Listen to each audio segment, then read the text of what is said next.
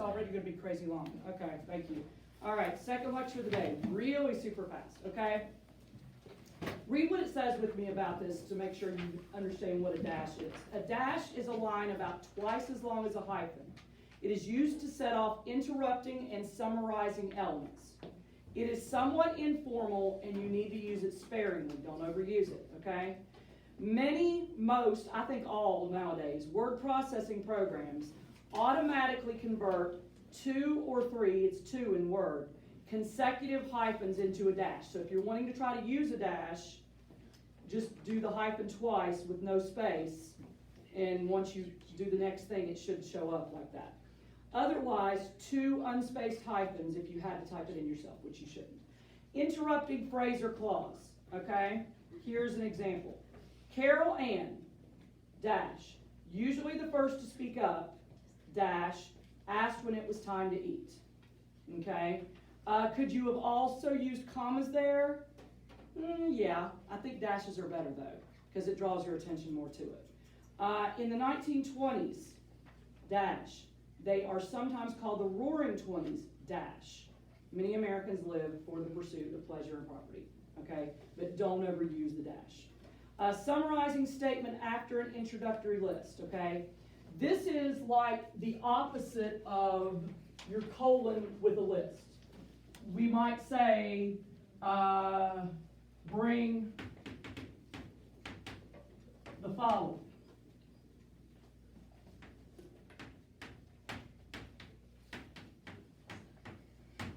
Right? Well, this is if you happen to do a list and did have what it means after it, okay? It's almost, it could sound rather Yoda-ish. It doesn't have to, it could sound fine. But if you were to say, drinks, chips, and cookies, bring these to the party. Okay? With your dash there. Okay? Similar to this, kind of backwards order though. Not kind of, it is. Okay? You don't see that as much. Ham and cheese, egg salad, and peanut butter and jelly, dash. These are my favorite kinds of sandwiches. All right, parentheses. I know we've talked about parentheses before. Okay? Anytime you're putting in something extra that doesn't need to be there, you may want to use parentheses. Okay? My brother, the one in the blue shirt, in parentheses, will be running for class president. The sponsor for our senior class prep trip will be our principal. Parentheses, Mr. G, as we call him. Parentheses. We will visit relatives in Washington in June. Parentheses, a whole sentence. We'd like to see you when we come.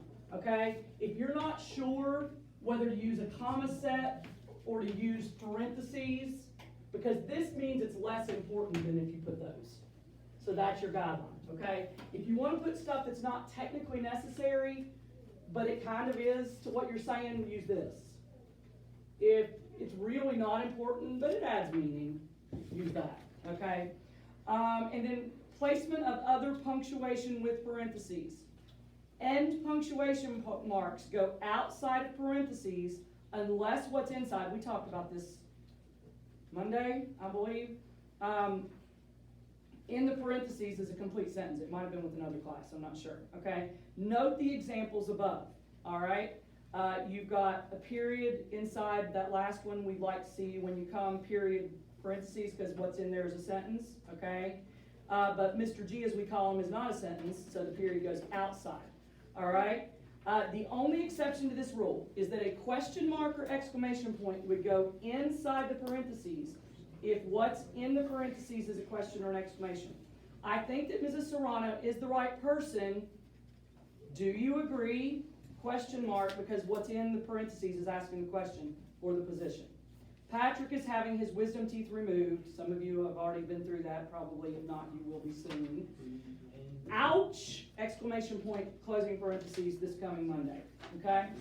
If you are quoting a Bible verse and following it with a reference in parentheses, place the end punctuation. This can help you in your Bible papers. Not that Pastor Marvin's going to mark you off if you do it wrong. I'm sure he won't.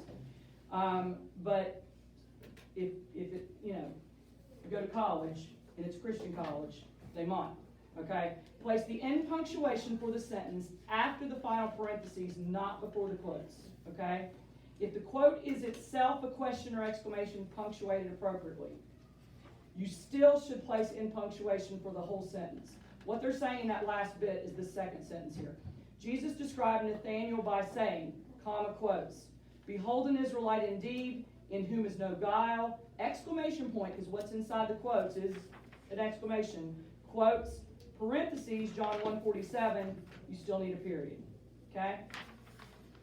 But otherwise, up top, you see the period goes after the reference for the whole thing, if it applies there. Okay? Numbers and letters that identify divisions within a sentence. This is very easy. If you number a page down and you're putting items, it looks like that. If you say the following, you have words before it. Okay? Let's make that little case. Blah, blah, blah, the following, okay?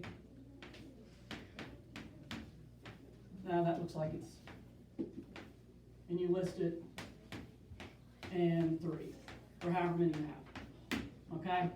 Yeah, I got 5 more minutes. Let's do this thing. 12:7, 12:8 we weren't going to do anyway. Great. 12:7, insert any missing dashes or parentheses.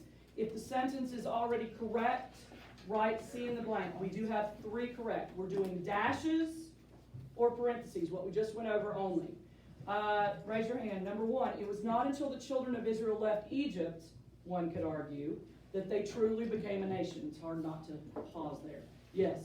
We could put parentheses about around, one could argue that they truly became a nation. If that were on a test, I probably wouldn't count it wrong, but that's not the best answer here. For parentheses around, one could argue. Not parentheses. Dash. It's dashes. Because this is not so much extra information, although it is extra information. This is a break in thought. Da da da da da. One could argue. Da da da da da. Okay? So dashes on either side. Note that there's no spaces between the words before and after those dashes. Number 2, the Israelite political system consisted simply of God as their king and the maker of all their laws. This system is called a theocracy. Correct. That is correct. Good, Jamie. Number 3, the theocratic government of Old Testament Israel existed under 3 different states. 1, Mosaic leadership, 2, judgeship, and 3, monarchy. I like this. We got a Bible lesson going on. Hold on, I'll get you. Yes, Zane? Parentheses around 1, 2, and 3. Good. Number 4, guidance, protection, and the law. All these came from God, while Moses served merely as mediator. Abby? Dash, in between law and all. Good. Number 5, after Moses' death, Joshua, who had served as Moses' aide, took the role of human leadership over the Israelites. I could see either one here, but I think one's better. Sam? It's who had served as Moses' aide. Is it going to be dashes setting that off, or parentheses? I think you're better with parentheses. All right. Okay? Oh, bye. I'm not giving him all this. Bye.